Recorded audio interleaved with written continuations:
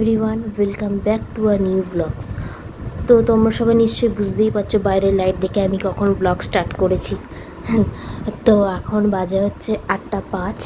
তো সকাল থেকে আর ব্লগ শুরু করিনি, তার কারণ হচ্ছে মানে কি করব না আমি কিছুই বুঝতে পারছিলাম না। তো সেই কারণে আর কোনো ব্লগ স্টার্ট করিনি। দিদিরও শরীর খারাপ, এদিকে ছুটোছুটি হচ্ছিলো, তো ওষুধপত্র দেওয়া দেই থেকে শুরু করে সব কিছু, ওই জন্য কিছু শুরু করতে পারিনি। তো চলো আজকে রাত্রিতে রান্না বান্না করব, তো সেটাই করা যাক আর দেখানো যাক কি করছি না করছি।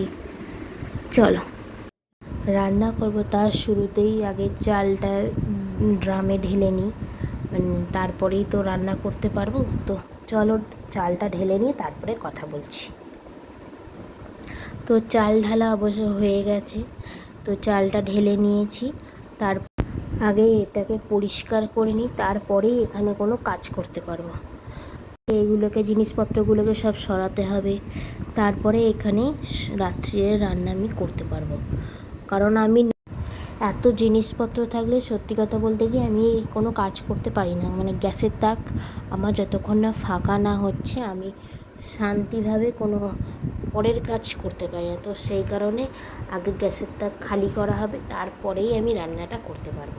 তো এখানে আমাকে সেকেন্ড ভয়েস দিতে হচ্ছে, তার কারণ হচ্ছে ফার্স্টে যে ভয়েসটা দিয়েছিলাম যখন আমি ব্লগটা স্টার্ট করেছিলাম সেই সময় আমার পুরো গলা বসে গেছিলো। তো সেই কারণেই আমি কিছু কথা বলতে পারছিলাম না।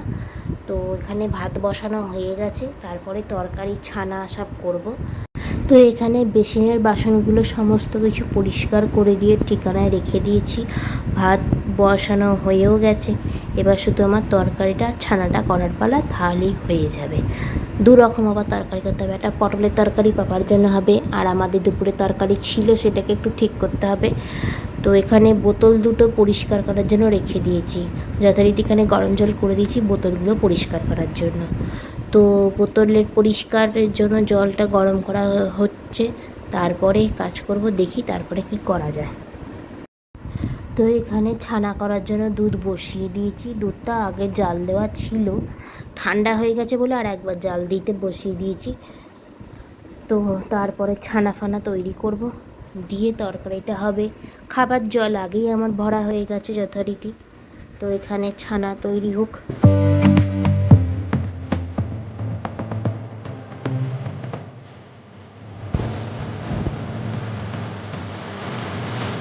তো রান্না হয়ে গেছে আমার কমপ্লিট। এখন বসে বসে কী করবো,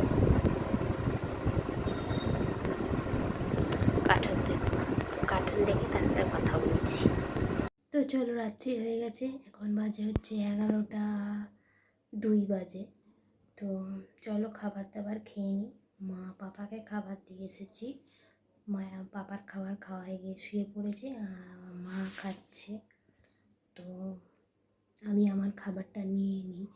দিদি তো ওষুধ খেয়ে শুয়ে পড়েছে, খাবে কি না জানি না, খাবার রেডি আছে, খেলে জিজ্ঞাসা করবো, না খেলে ওই ওয়ারেস জল খেয়ে ওষুধ খেয়ে শুয়ে পড়বে। তো আমি ততক্ষণ খাবার আমার রেডি করব, আর তার সাথে সাথে রান্নাঘরটা গুছিয়ে নেব, দিয়ে তারপরে ভিডিও এডিটিং করে ঘুমাবো। আগে এটা গুছিয়ে দিই, তারপরে ভিডিও এন্ড করছি। তো রান্নাঘর হয়ে গেছে আমার পরিষ্কার, গ্যাস ফ্যাস মুছে দিয়ে সমস্ত কিছু পরিষ্কার করে দিয়েছি। তো এখানে ওয়ারেসের জল রেডি করছি দিদির জন্য। আমি তো খাবার জলের বোতলে নিতে ভুলে গেছিলাম আমার জন্য।